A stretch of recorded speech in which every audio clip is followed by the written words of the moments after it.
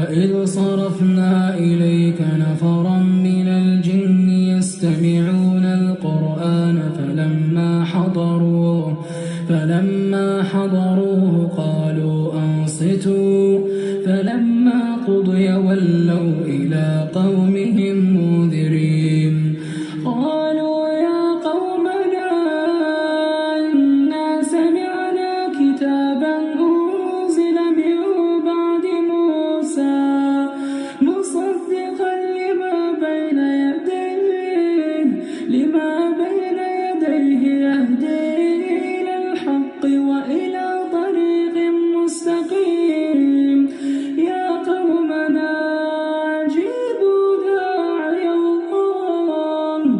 يا قومنا